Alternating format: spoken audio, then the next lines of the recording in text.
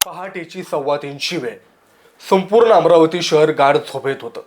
सरकारी जिल्हाश्री रुग्णालयाच्या 3ऱ्या मजल्यावरील नवजात शिशु अतिदक्षता कक्षाबाहेर आईवडील आपल्या नुकत्याच जन्मलेल्या काळजाच्या तुकड्यांच्या प्रकृती सुधारणा व्हावी म्हणून उघड्यावर थंड जमिनीवरती डोळे मिटून प्रार्थना करत होते.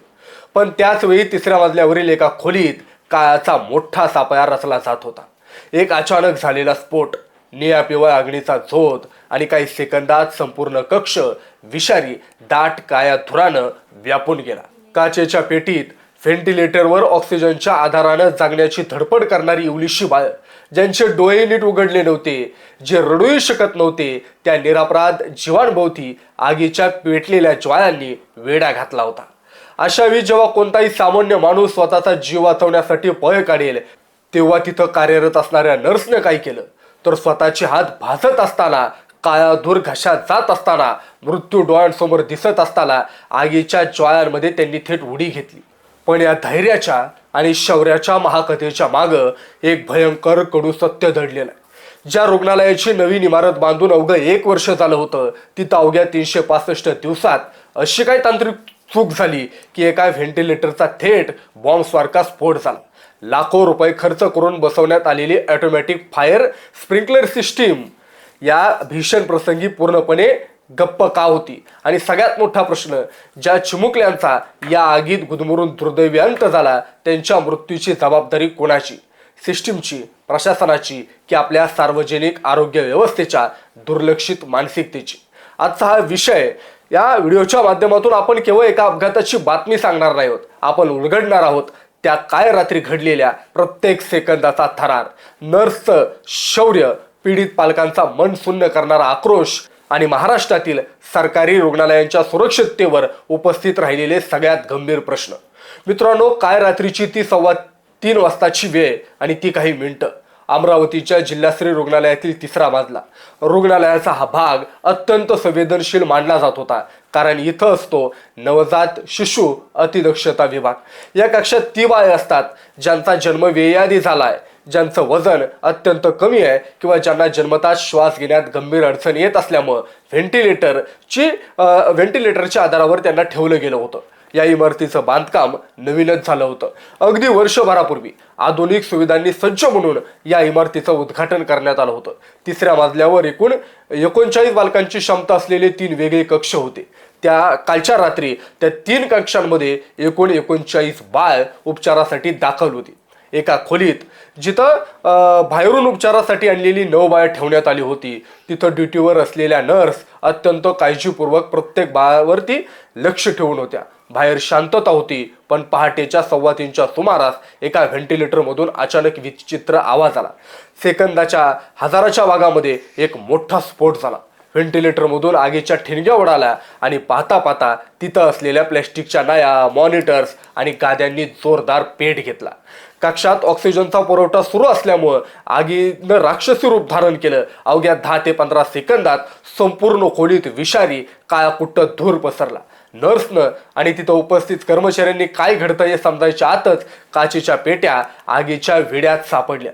इथं विचार करा मित्रो, जर तुम्ही त्या ठिकाणी असता तर काय केलं असतं? समोर काळाकुट्ट धूर, ज्या धुराचा एक श्वासही माणसाला बेशुद्ध करण्यासाठी पुरेसा असतो. आगीच्या प्रचंड जाळ्या. अशा परिस्थितीत कोणती व्यक्ती स्वतःचा जीव वाचवण्यासाठी दरवाजाच्या दिशेने धावेल? पण तिथं उभे असलेल्या नर्सनं वेगळाच मार्ग निवडला, शौर्याचा मार्ग निवडला. आता वळूयात या कथेतील सगळ्यात मोठी भावूक आणि अंगावर काटा आणणाऱ्या पैलूकडं. ड्युटीवर असलेल्या 2 नर्स ज्यांनी स्वतःचा कोणताही विचार न करता थेट आगीच्या धगधगत्या ज्वाळांमध्ये प्रवेश केला. धुरामुळे डोळ्यांची जळजळ होत होती. काहीच स्पष्ट दिसत नव्हतं. हाताला लागतील त्या काचेच्या फेड्या उघडून अत्यंत नाजूक असलेल्या नवजात बालकांना आपल्या छातीशी कवटावून त्या नर्स बाहेर पडू लागल्या. आगीचा चटका इतका तीव्र होतो की बाळांना वाचवताना त्या परिचारकांचे, त्या नर्सचे स्वतःचे हात बांधले. हाताचे चटके बसत असतानाही त्याने हातातून बाळाला सुटू दिले नाही. एका नर्सनं नंतर दिलेल्या प्रतिक्रियेत स्पष्ट सांगितलं, आमच्या समोर फक्त आणि फक्त ते निष्पाप बाळ होती. आग भयंकर होती, स्वतःचा विचार करायला वेळच नव्हता, हाताला चटके बसत होते, पण आमचं लक्ष फक्त त्या बायांना सुरक्षित बाहेर काढण्यावर होतं. त्या नर्स आणि सुरक्षा रक्षकांनी मिळून त्या एका कक्षातील 9 पैकी 6 बायांना आगीच्या आणि धुराच्या तावडीतून सुखरूप बाहेर काढलं. इतर 2 कक्षांमधील 30 बायांनाही सुरक्षित स्थळी हलवण्यात आलं. एकूण 39 पैकी 36 निष्पाप जीवांचे प्राण वाचले. पण दुर्दैवानं धूर इतका प्रचंड आणि दाट होता की उरलेल्या 3 चिमुकल्यांपर्यंत पोहोचण्याच्या काही सेकंदात उशीर झाला. वर्ध्याच्या पुलगाव येथील पूजा बोरगे यांचा मुलगा, अंजनगाव सुर्वे येथील गायत्री चोपडे यांचा मुलगा आणि चिखलदरा येथील किरण बेटेकर यांची मुलगी या 3 निष्पाप बालकांचा धुरांमुळे गुदमरून आणि होरपोळून दुर्दैवी अंत झाला.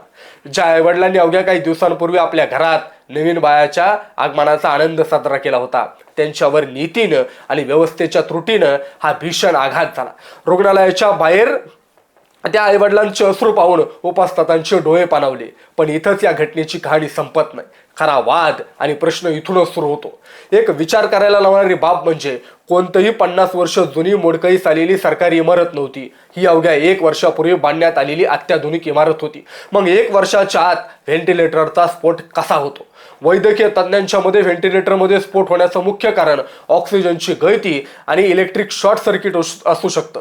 अतिदक्षता विभागात उच्च क्षमतेचा ऑक्सिजन पुरवठा सुरू असतो. ऑक्सिजन हा स्वतः जळत नसला तरी तो आगीत अत्यंत वेगानं भडकतो. जर व्हेंटिलेटरच्या वायरिंगमध्ये किरकोळ बिघाड झाला, ठिणगी उडाली आणि तिथं ऑक्सिजनची गळती असेल तर त्याचा परिणाम एका लहानशा बॉम्ब सारखा होतो.